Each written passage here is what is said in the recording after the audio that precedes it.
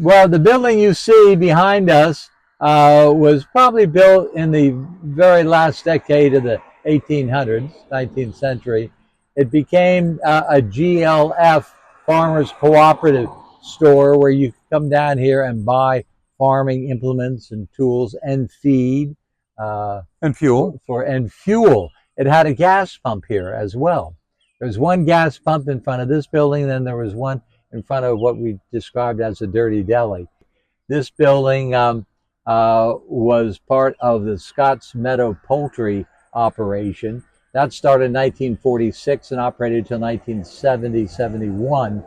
And this was a poultry farm. Unlike the Van Duzer hatchery, this fellow had egg-laying chickens and sold a lot of the eggs into the New York City market.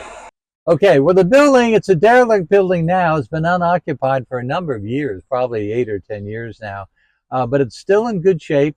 And it was initially after the poultry farm, Mr. Scott Sola's farm, a developer bought this and established, took a number of the chicken coops and converted them into artist studios.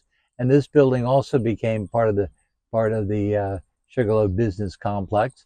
And Richard Logothetis and Susan got their theaters started in the second floor of this building, which had become a dance hall by that time as well.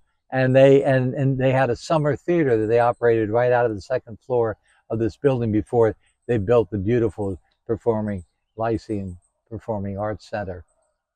Well, we're now walking through land that has recently been purchased by Orange County, and it's a kind of corridor.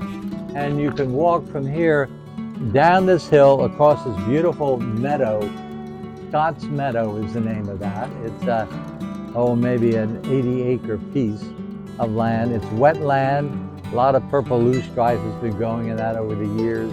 A lot of wildlife, turtles, especially and beaver. Yeah, you can see the railroad came through in 1862, and then and the poultry farm, of course, not until look at the deer, not until 1946. This was a small remnant part of Scott's poultry farm, and during the early part of the revival of Sugar Loaf as a crafts community, it became a jewelry store owned by the Margolis family. And they had a huge role to play here as business people, as community activists. And we have a little gateway park coming into Sugar Loaf called Margolis Park.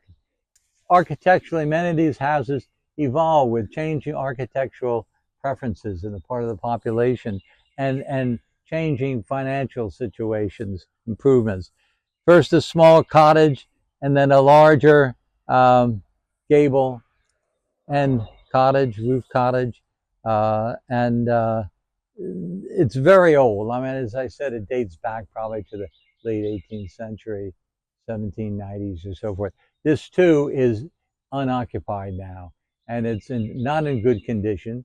The county owns it, and we hope that it will be restored and perhaps be a center for visitors, an information center. You can begin to determine the age, the general age of a building by looking at its foundation and the stone, the type of stone, the quality of stone cutting, and so forth. Whether it's dry set or with mortar? Yeah, dry set or mortarless, without cement, in other words. And the mortar you see here, we think is more recent, not part of the original construction. Probably only maybe 70 or 80 years old.